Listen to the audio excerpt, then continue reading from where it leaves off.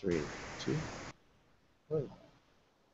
Hi, welcome back to Modern Mommies here on tweettalk.tv, live every Wednesday at 6 p.m. Central. Where where we are modern mommies talking about mommy stuff, and I am Alexis and Moore, mother of a beautiful 3-year-old little boy, a very opinionated mother, in fact, and also the creator of the Superhero Children's Empowerment Program.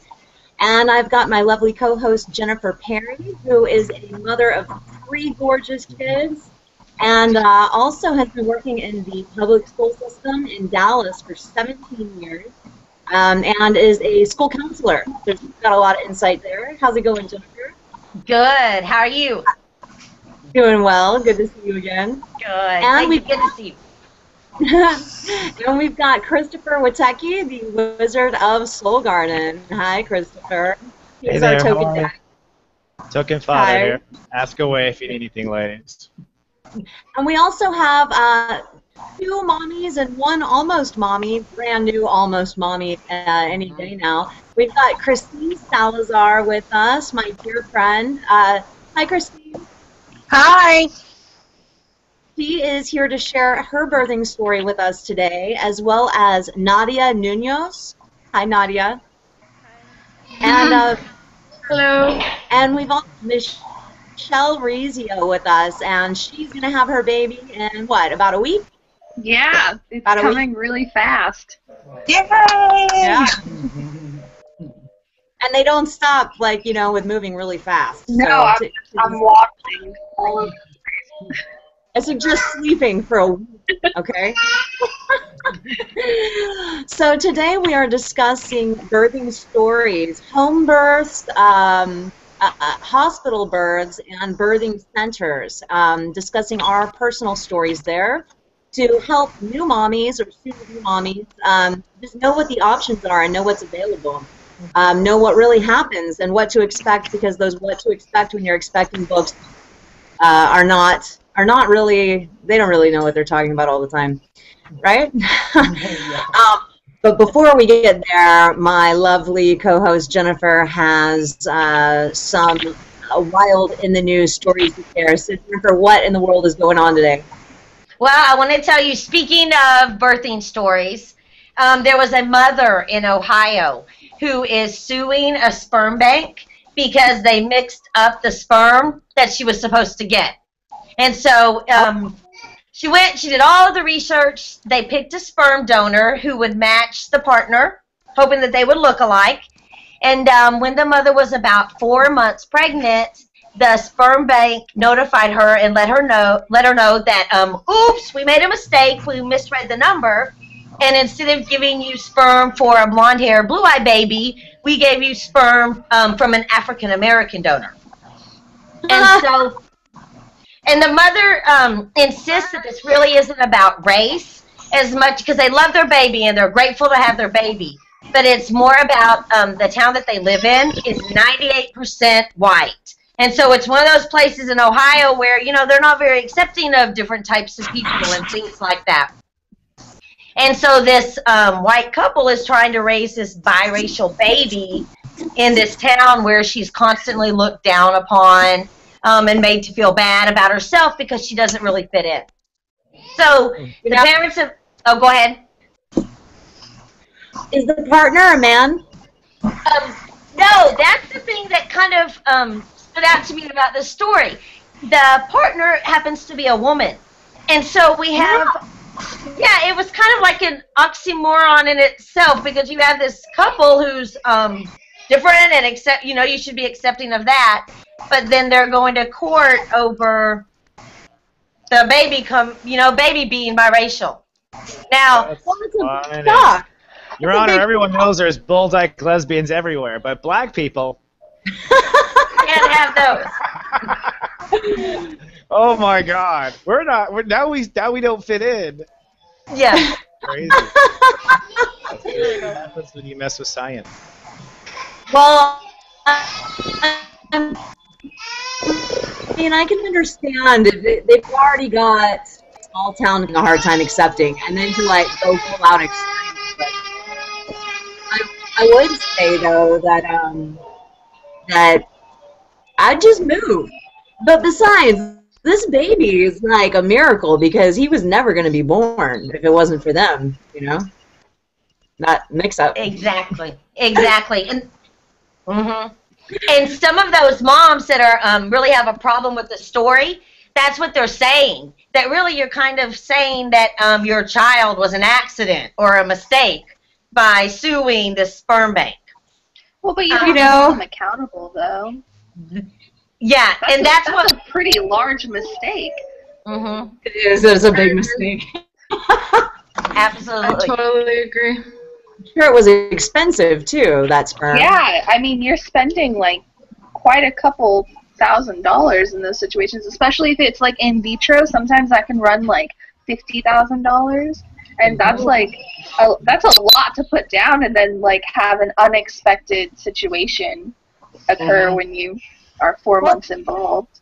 Well, I read that the sperm bank themselves have already like refunded her, but it's now she's just pushing it more as this ethically wrong thing, you know, that somehow the child being biracial has put the child at a disadvantage. So that's kind of what she's holding them accountable for, is that they damaged this child's life. And I guess it's all in the perception. I mean, as a mom, if that happened to me, yes, I'd be angry, but I'm the type of mom that raises my child to see no color and be proud of themselves, and I think that's kind of the approach they should take, is raising this child to step above the adversity that she's going to face and how to deal with those situations as she gets older, and just embrace the child for being a child. That's it. And if anyone's going to know that, it's a lesbian couple in a small town. I mean, seriously. Yes. Right. The mom openly said that really what she was hoping to get was enough money to move out of the town.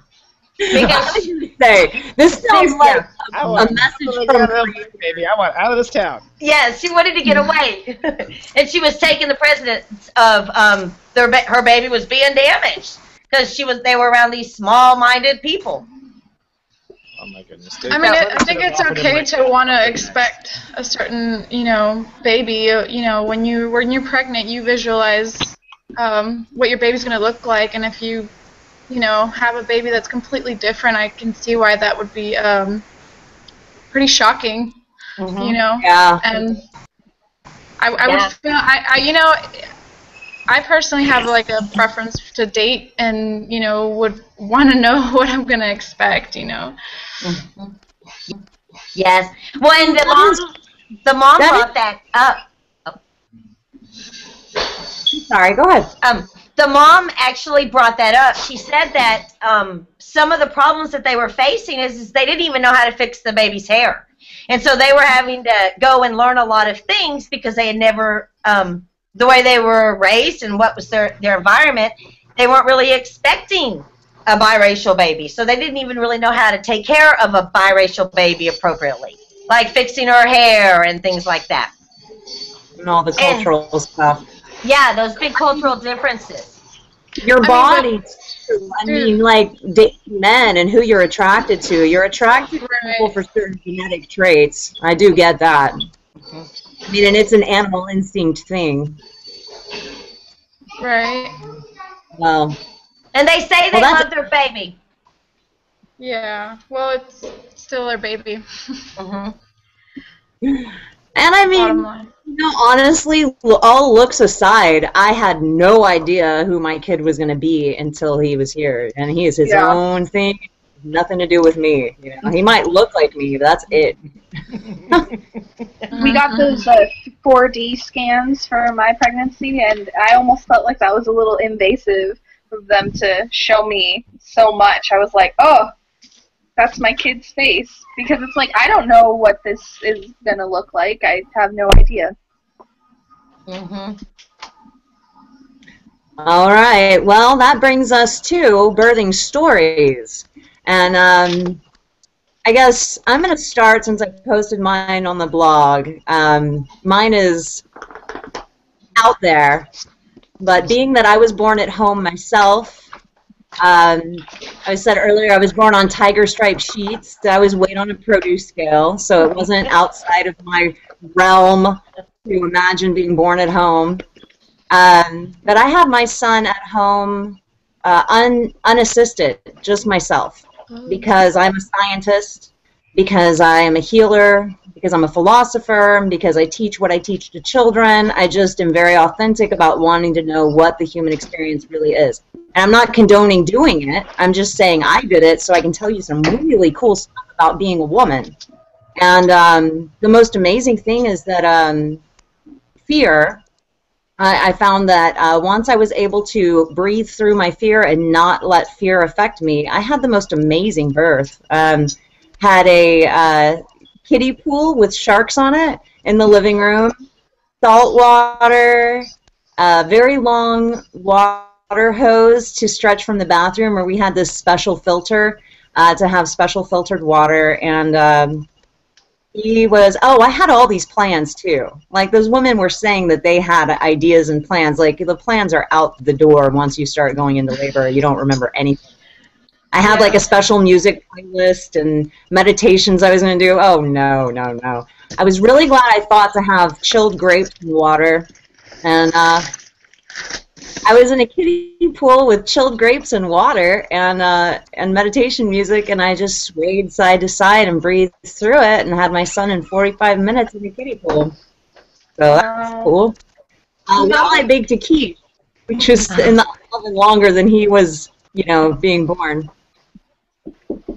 So that's my story. And I go into more detail in that, and actually talking about the hormones and all that. That's really my biggest thing that I want women to know, is that your hormones really are your midwife. And when you're afraid, you turn them off. But if you let them flow and you accept and you understand what's happening in your body, then they really do deliver your child for you. Just don't second guess yourself. You have a hormone that actually tells you what to do, and you know what to do. So it's really cool stuff going on there. But my story is wild, and if you want to read more about it, there's a blog on the website, soulgarden.tv. You'll find it there. But I'd like to hear also, Nadia, you had a home birth experience. What was that? Tell us about that. Oh, you mean a birthing center? That's what I meant. Yeah. Birthing center, yes. I birthed at North Houston Birth Center with Kathy Van Geisen. She's the midwife there. And it was my second child. And this was 11 months ago. He's going to turn 1 November 5th. And I had my first birth was a hospital birth. And I got the works. I got everything. I got the epidural. I got the induction. And I was totally low risk. And, it was my first baby. I didn't really know what to expect. So I just kind of I just put myself and my baby in the hands of the hospital. And although I did have a good experience, I felt it could have been better. Like, I felt pretty useless. Like, in that environment, they just threw me on a bed and, expected me to just sit, lay there, and just let them do everything. And I don't know, I guess I met a few people that kind of empowered me a little bit. Actually, the real reason that I chose to do birth center birth was because I got denied Medicaid the second time around. So I wanted to use the same doctor, so I figured if I can't use the same doctor, I might as well try something different. And that birthing center takes CHIPS, Medicaid. Really, you can find all kinds of alternatives with all different insurances. So yeah, it was pretty rad. So did you feel kind of difference as far as you had the works done for your hospital birth? Mm-hmm. Did you feel any kind of difference in instant emotional attachment with your second child, since you were able to do it a little more naturally? I'm just wondering, because a lot of times the things that they give you kind of turn off some of those hormones. And I'm just wondering Honestly, what yeah. And I read about that. you said. Yes. Actually, I watched. No, I have to say that I didn't. It wasn't a difference in attachment. The only difference was in my cognitive. I couldn't stand up. I was like slurring. It was like that. But in attachment, I can definitely say that it was pretty the same. Good. Mhm. Yeah, I was lucky in that I immediately wanted to latch the baby on. That was just instinctive for me personally, which I know like I've seen videos and other stuff of like cesareans and stuff like that where it's like, less of a reaction. That's from the hormones being sidetracked. So mothers that have cesareans that are able to go through all of that and have the bonding, that's really a beautiful thing. But yeah, sometimes the oxytocin is what's missing, and that's Right. yeah. You know what's interesting? I didn't really go into detail about my story because it's so outrageous, but I pretended I was going to have my birth there with Kathleen Van Geest, Oh, my right. wife. Yeah, and I faked her all the way. Yeah, she was going to be my midwife, but she, when I called her when my son was born, I called her before the placenta was delivered. It was not my favorite part of the experience, and I told her, hey, I'm holding a car, drive, with my baby in my arm, and the placenta still attached, to drive to her to deliver the placenta, and she was telling me I was in danger and all this. I was like, you got to be out of your mind, woman, because she just wanted money. She wanted to be able to charge the bill. So I'm really glad that you had a good experience with her. I personally am. Is this like a celebrity baby deliverer in your neighborhood, ladies? Like Happens to. I used the same midwife, and I felt that she was very disconnected from her practice. Yeah. You had her too? Seriously? Yes, I went to her birthing center, but I took my own midwife. I was fortunate to meet a woman named Nadia who was 75 years old and had 50 years of experience, and she had done case studies down in South America. So during her birthing classes that I took, she shared all this knowledge that she has gained over the years that she'd been, a doula. Wow. And that was very helpful to me. Hey, Jennifer, did you have Kathleen as well? No, I had hospital births. But I will say. I want to get to that. So now let's switch gears. We've heard a little bit about home births. I'm going to go a little bit more into detail about my home birth experience when we do tips and tricks for a fabulous birthing experience. I can go in a little bit more there, but now let's talk about some positive hospital experience. We'll talk about maybe some not so pleasant ones. Okay. So Jennifer, go ahead. Tell us. You've got 3, so I'm sure you've got plenty to say. Great. Yeah, I had all 3 at a hospital. My first one, he was induced, and so they used the Pitocin, and I had the epidural, and all of that. It was really kind of a non-eventful birth. I think they induced like at 6 o'clock, and I had him like by 11:59. So it was really pretty easy. The other 2 came really, really fast, and so I didn't have time to have an epidural or anything like that. And so they were just kind of like natural. All 3 of them, though, went really fast.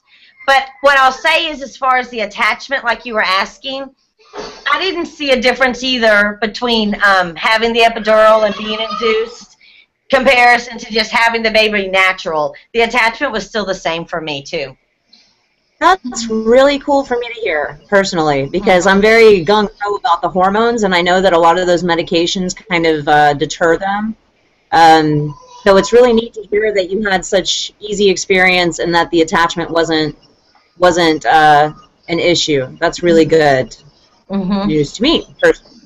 I'm very attached to this subject, so. You know, also, a lot of times when mothers have all the works done, like with both of you, it's your younger moms. So there's a big difference in, like, holy crap, it's my first baby and I don't know what I'm doing, to, like, oh, been there, done that, you know?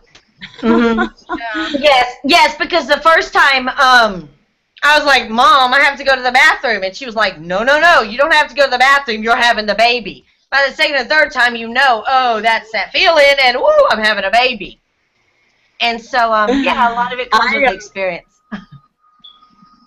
That's funny. I knew I was about to have mine because I started baking a quiche like my life depended on it. I mean, like I was chopping onions. Like if you got between me and the onions, I would hurt you. It was crazy, and I knew it was crazy, and I was like, I can't stop chopping onions.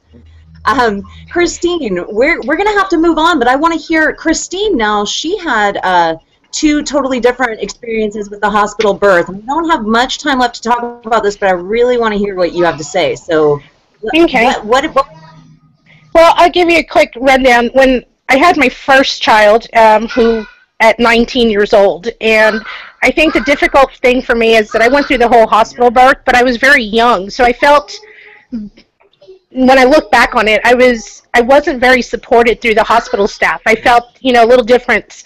I had the epidural, and unfortunately for me, when my son was born, he went into cardiac arrest.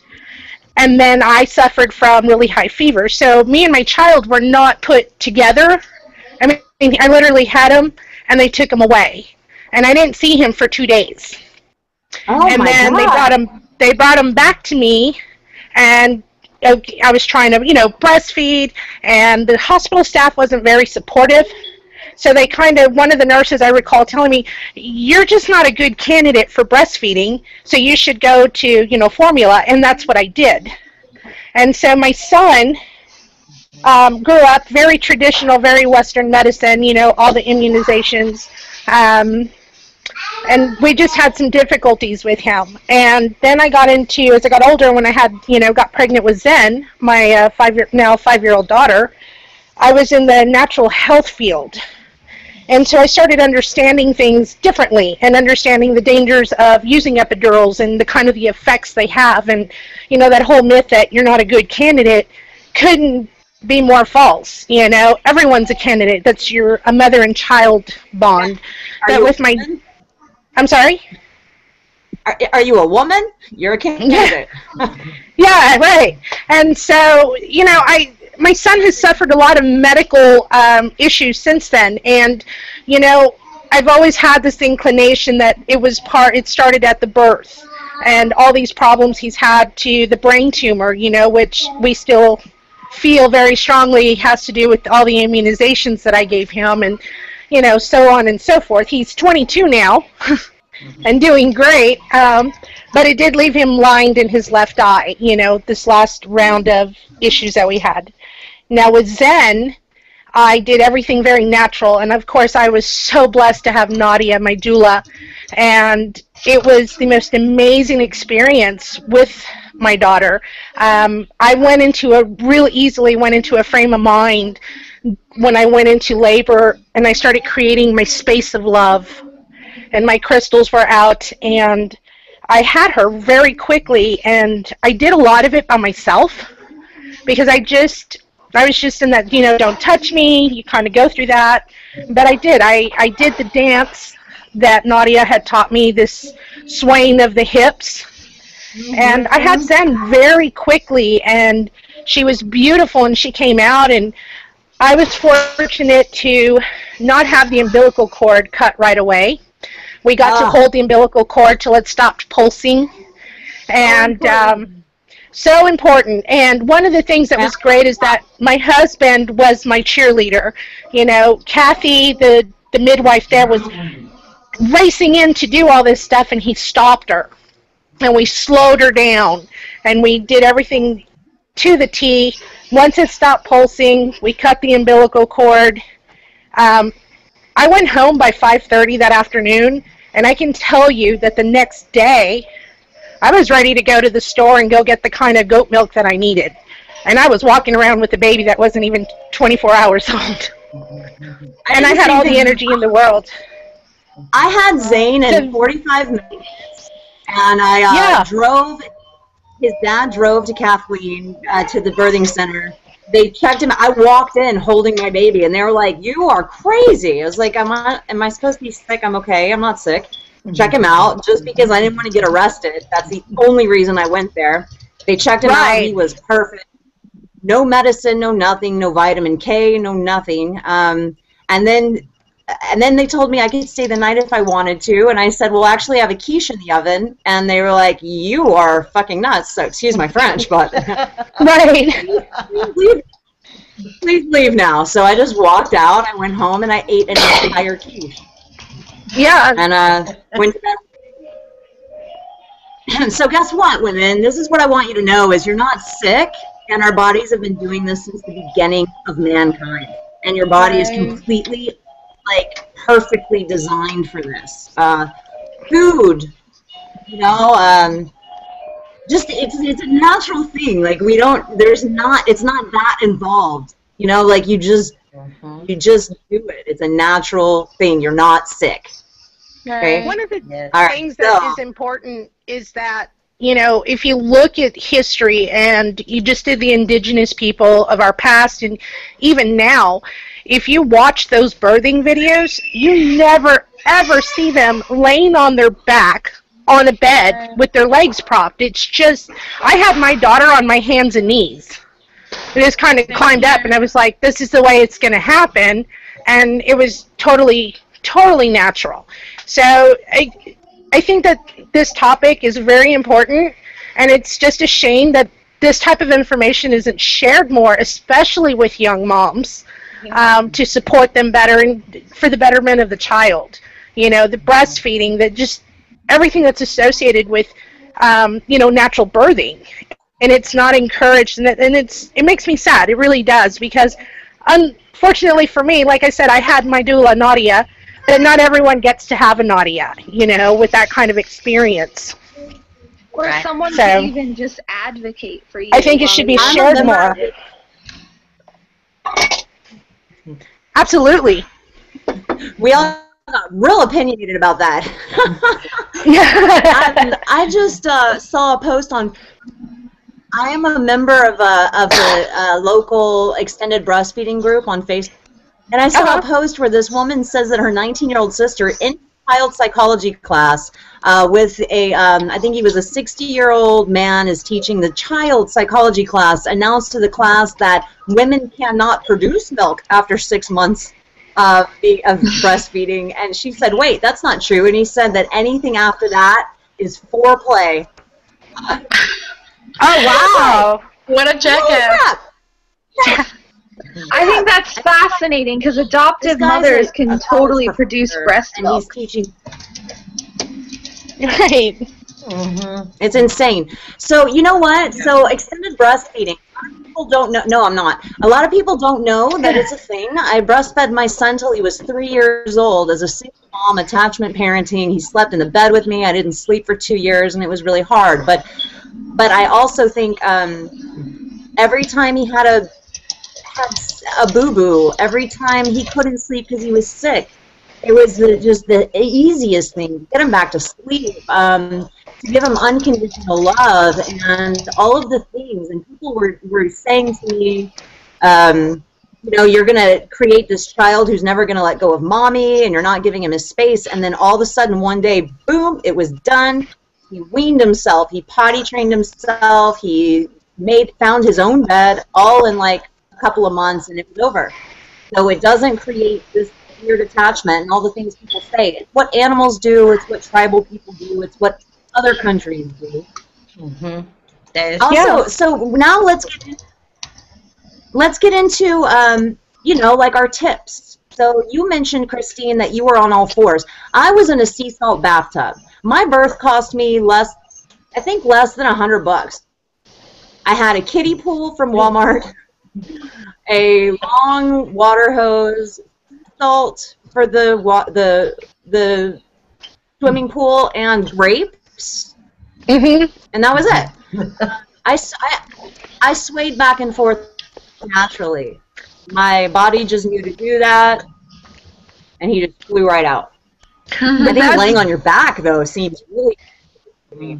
One of the most important tips that I really like to share that I learned from Nadia is that one of the things when a woman's about to give birth, one of the things that really supports that is an increase in protein, eating protein. And she would really encourage plant-based proteins. And she told me, be ridiculous, like overeat protein, because that protein is what kicks in the birthing hormone. And I did that, and I just, oh my gosh, I ate so much protein, it was crazy. But I didn't experience like headaches and nausea and stuff like that. But I did, towards the end, I had Zen at exactly 40 weeks. And and right before, like those 3 days before, she encouraged me, she said, increase your protein, and I did, and sure enough, I started noticing and being aware of how my body was changing. I could feel the baby dropping. I could feel my hips kind of sore because they were like getting ready to just have this baby. And by the way, my daughter ended up being 10 pounds, 2 ounces. And I always say, had I known that, I probably would have been really scared. But that is, to me, that was probably one of the best pieces of advice that I got from Nadia, was that increase of protein to really produce the birthing hormone. To really, to help you and get the baby out. And that's what I wanted to share. I think that's number one, is your diet and keeping that in mind. But the protein towards the end of your pregnancy is really, really important. So hey, can I got another thing that's really quick? Sure. Yeah. I forgot to mention I had a doula as well, and I hate bad talking anybody, but I didn't really dig my midwife either. Kathy, she was very disconnected and very cold in that way. I found that when I was like in the moment, in that, I forgot what it's called, transitioning. Yeah, transitioning.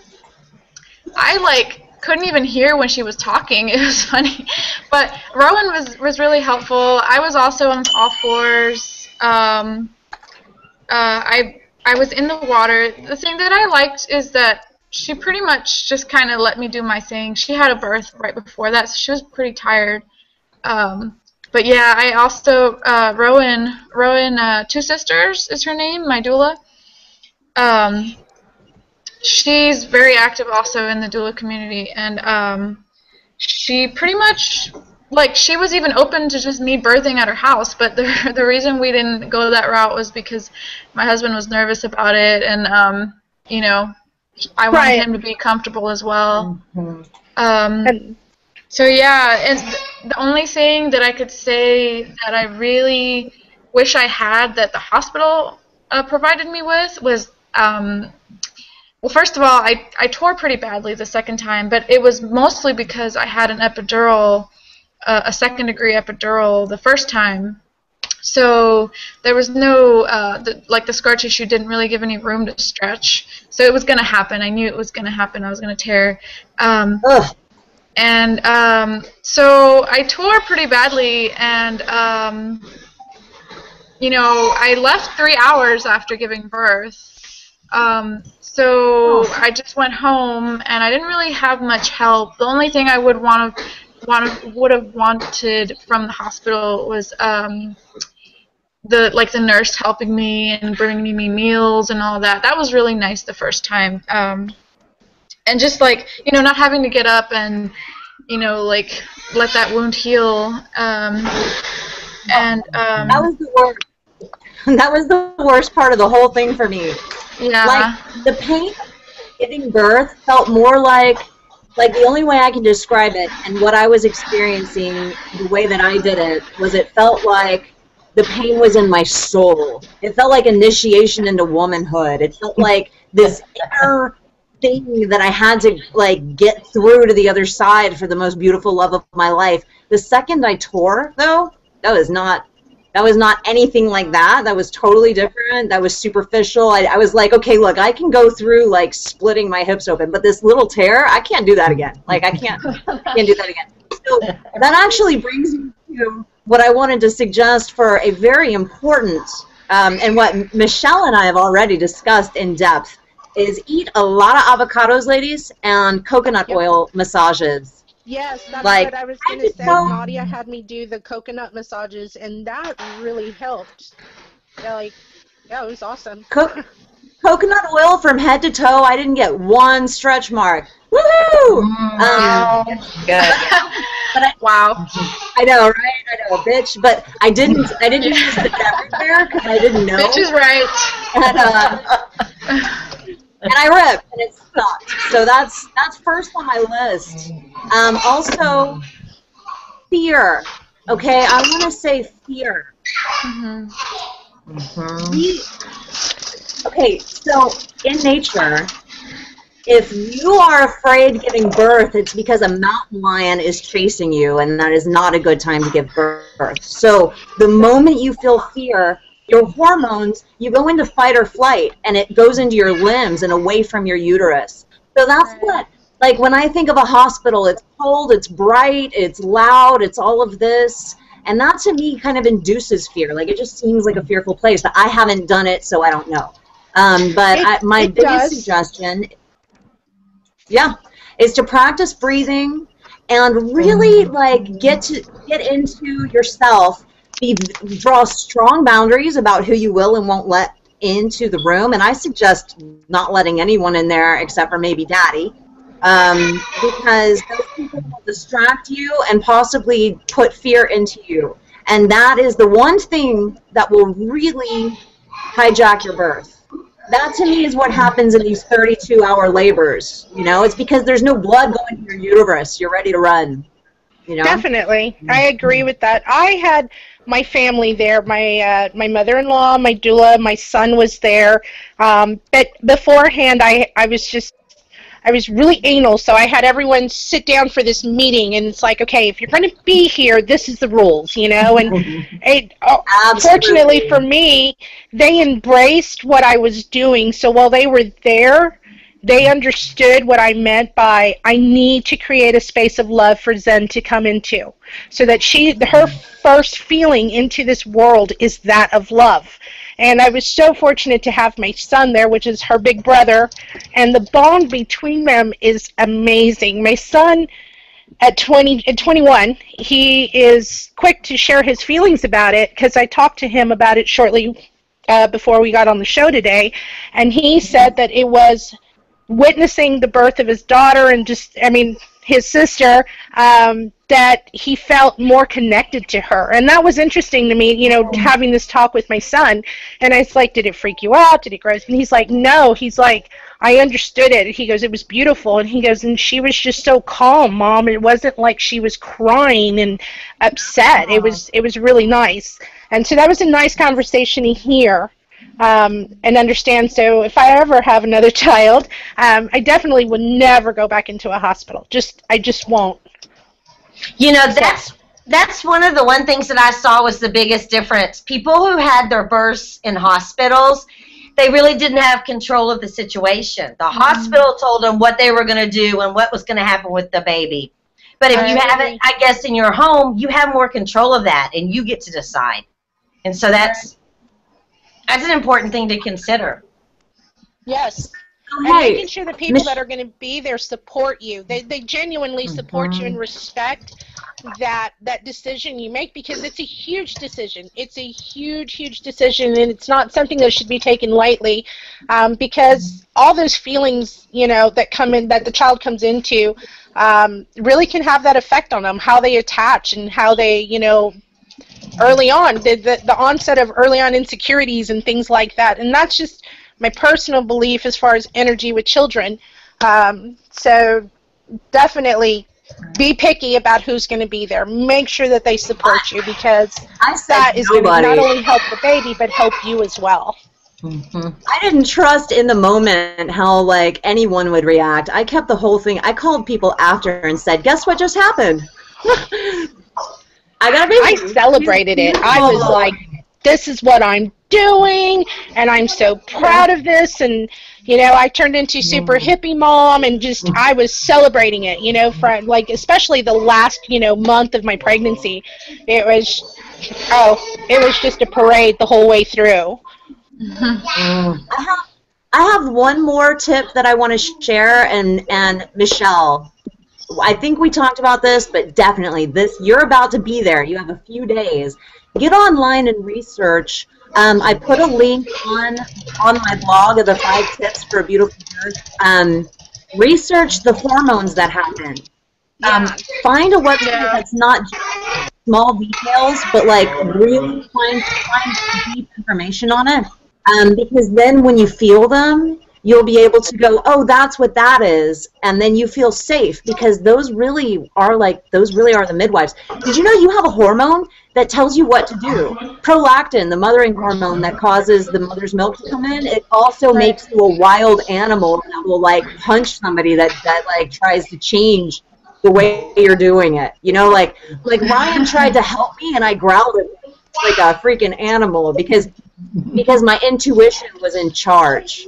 You know, and in hospitals it's really hard to follow that. So when you know that that's happening, it makes you feel a lot more secure in yourself and in your inner knowing, and you don't second guess yourself. Understand the oxytocin and everything. Relaxin is a friend during birth, but not really after, because you feel like Jello. But so Michelle, do you have any questions for us? Because you've now heard all these different stories. Do you have any? How are you planning on doing it? And do you have any questions you want to ask us? Well, originally I really was advocating for a home birth, but it hasn't come to fruition the way I wanted it to. So I ended up finding a hospital in Joshua Tree, California, which is right up the road from me. And they have a nice birthing center added to their hospital, and it's really homey, and it looks like the 70s, and they have a birthing tub that you can't birth in, but you can labor in. And I did a tour recently, and they showed me everything, and I asked a lot of questions. And I'm kind of at that stage where I'm writing my birth plan, and I was looking at it, and I was like, wow, I really am going to have to advocate for myself here, because I don't want the epidural, I don't want any pain medication, I don't want fetal monitoring, even though it's policy. Like, there's a lot going on that I don't want to be involved in. But I guess my biggest question has been like the afterbirth procedures, because I want immediate skin to skin and no cord clamping immediately. But I know that they do like vitamin K and Hep B and then the eye antibiotic. And I just wanted to know what your guys' opinions were about those afterbirth procedures that they do for the newborn. Well, I didn't have any of them. You can Eyes deny all of those. are awesome.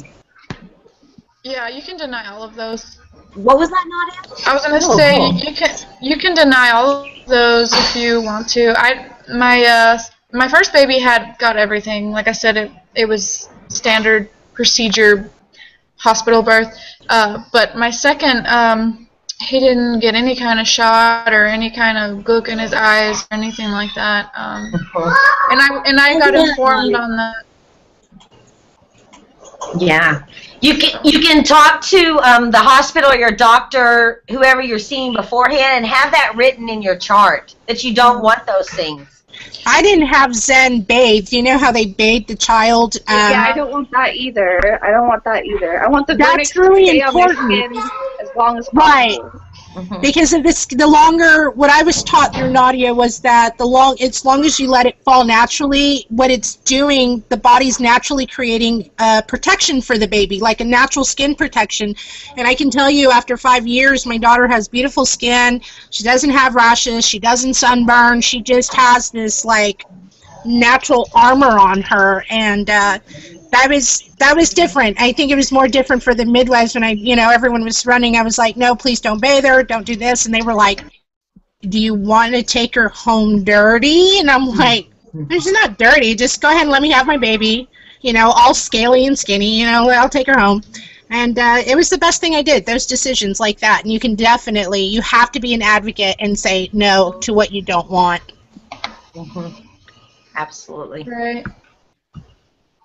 Well, wow. So hey, mommies out there, if you have any questions, send us messages. Send me a private message if you have any questions, or put a comment on the Modern Mommies Facebook page, because we need to be having this discussion. Mommies need to know. Yeah. Mommies need to know what really they can expect, because it's not what we've been told really. And that also leads me to mommies. Do we have a quick? Well, we're kind of running out of time, but we've got a mommy the mommy that's really important, and we also have a hot daddy of the week, and that's also really important. So, Okay, what is your mommy the mommy? Hey, moms, this is really important stuff. Yeah, what I remember once you're a mommy, that you don't get a lot of time for yourself. You don't get a lot of fun time. And so you have to carve out time each week, sometime, to enjoy life too. And so I came up with a couple of ideas that you can do for like a mommy's night out. You can do these either really, really cheap at home, or you can take it and spend as much money as you want. But really the point is just getting out there with other mommies and socializing and letting that other stuff go for a little while and just being that real person that you are. And so a couple of ideas. You guys could do, I think one of the favorites that I found was to have a Pinterest party. You invite all your girlfriends over and pick some of those crafts or activities that you've pinned on Pinterest that you love, but you've never really done them. And you can set up a couple of stations. That's a good idea. Crafts. I learned how to make vodka shot gummy bears, which are really cool on Pinterest. So you can, and they're so good. But you can set up different sections at your house and rotate through them and do little Pinterest activities. You know, just ways to hang out and have fun with other mommies. There was also an idea where you could have a spa night. And you could do that either at home, or you could bring in some professional beauticians and have manicures and pedicures at home. If you want to do it cheaper, you could make up so many of those facials and things like that that you can make from products just around the house. And just kind of have a fun night with wine and hanging out with your friends and giving each other facials and pedicures and things like that. So that could be... Yeah, for me, wine would be needed. Other people, maybe not so much. I don't drink. I really don't drink, but I would definitely have wine at that event. I think that is probably a requirement for a mommy night. Yeah, you kind of need it. Another idea that I saw that was really cool was like a swap idea. And so you could invite your mommy friends over who have kids at different ages, and have them bring, you know, set up criteria, maybe nice clothes, because, you know, our kids outgrow their clothes so fast, and have each mommy bring clothes over that their kids have outgrown, and you can have a swap. So at the end of the night, a mommy leaves with new clothes, and you've gotten rid of stuff that's covering up, you know, your closets and everything else. And so, and you get to hang out and have fun with your friends. You know, getting rid of the clothes that don't fit after the birth and all of that, like, that was the hardest. Like, am I really ever going to wear this again? Or what size am I today? I have no idea what's going on. That is so true. So who's our hot daddy of the week? You've got our hot daddy of the week, but this comes from Ruby? Will you introduce our hot daddy of the week, Jennifer? I will. This is Chris Henry, and his lovely other half, Ruby, has nominated him. And I just wanted to kind of share some of the things that she said. She said that he was the most loving and doting father anyone could ever have. He works really hard. He takes care of all of them. He's never missed any games. He goes to school functions. This was one that really caught my eye. He helps her cook and clean even when he's worked all day. He says that he feels like he's kind of a romantic, and he tells her that he feels like he's met his soulmate. Yes. That he's the biggest dreamer, and he feels like his dream has come true every day by meeting her. And so... Aww. Yeah, it's really sweet. We honor you, Chris, as this week's as Modern Mommy's Hot Daddy of the Week this week. Well done, Chris. Yes. Very hot.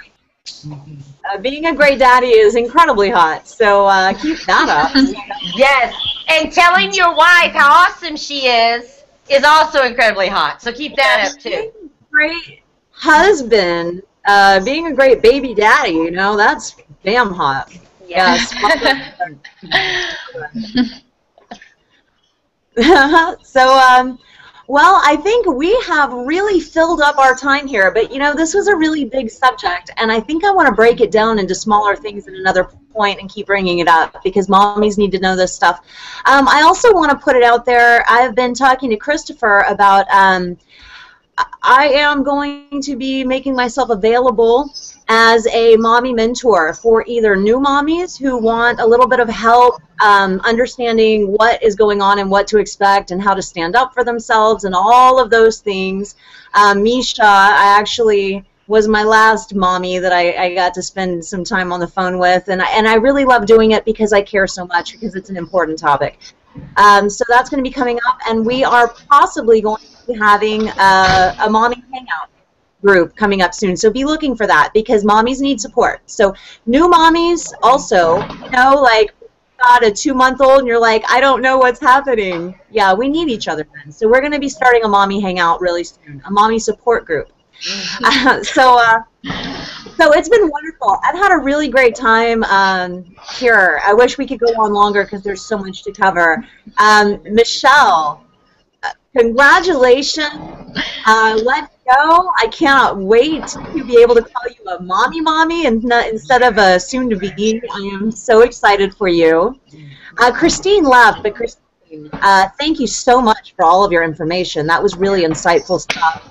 What a trip. We all had the same midwife lady. Nadia, thank you so much for sharing both of your stories. It was really great hearing the contrast between the two and knowing, and I really personally enjoyed hearing your experiences about the attachment afterwards. I wanted to know that personally. So thank you so much for being here today, especially last minute. I really appreciate that. I wish I could have shared more on it. I wish I could have shared more on it because there was a lot of stuff I didn't mention, but yeah, I was going to say if you ever have a cloth diapering subject, I also did that. And I did disposables first, so, and I love it. I'm such a big advocate for that as well. So. I did cloth diapers until I was so tired after 2 years, I took out the bag and threw them in the trash on the way to the laundry on accident, and I was like, oh, that was a lot of money, man. I was over it. Oh my God. You know, I was just burnt out, you know. Nadia, I would like for you to join us in the future, and I'm going to get together with you about that on Facebook, probably tomorrow, okay? Okay. I really enjoyed here. Michelle, I'm not kidding. I can't wait to hear about it. Christopher, you have had a really interesting look on your face this whole time. I hope you learned a lot. I'm a single father. I'll just say I don't think men belong anywhere near childbirth. I think we should be in the waiting room smoking cigars. We have nothing to do with it. And you ladies totally have showed me that today, that I know nothing. My kid is 18. I have this theory, Christopher. I have never seen a woman perform self-surgery with an X-Acto knife. But I've seen men do stuff like that a lot. And I think that is part of why men don't get to have babies. You know, be like, hey, it's been 8 months. That's enough, you know? No. We have no problem. There's a lot. Like you said, those hormones take over, and we're an enemy. We're the guy that got you pregnant. It's really a bad situation. I think men do not belong in the Oh, there's a great video. I'll feed the baby. I'll change his diapers. Hey, that's good. There's a great video. I'll post it in the Modern Mommies Facebook page that they do an experiment where they hook guys up and they let them feel the birthing process. And it's hilarious because the guys can't even handle it for like the first 3 minutes. I'll put it on the Modern Mommies page so y'all can see their reactions. It's greatness. I also want to say for those watching, if you want more information and the link, the link for a really great website I found about the hormones involved in the birthing process, I put it in the blog about 5 tips for a fabulous birth. And then also I put my the story of Zane, the unassisted water birth, is there too. So go find those for more information, and hit us up with any questions you have, because this is a passion of mine, and I would love. All right, and Jennifer, thank you for coming on, and you know, I just always love hanging out with you here, and it was great hearing your story. It was great hanging out with you guys too. I learned a lot. I never even thought about some of the stuff I learned with home births. So that was interesting. Oh, yeah. I learned a lot too. So way cool. We did well. All right, everybody. Well, thank you for joining us here on Modern Mommies. We are live every Wednesday at 6 p.m. Central here on tweettalk.tv. And let's see. Oh, my goodness. I didn't have this prepared ahead of time, but next week we are talking about, I'm thinking, possibly childhood aggression, because I have people asking me about that a lot. So that might be one of our topics next week. So if you have out there, if any of you have any stories or any opinions on handling a child that just gets angry and doesn't know how to deal with it, send us those stories at either sgmodernmommies@gmail.com or send them to the Facebook groups. If you are not part of the Modern Mommies group on Facebook, then please find us and join, and send us your information. And until then, live, love, be.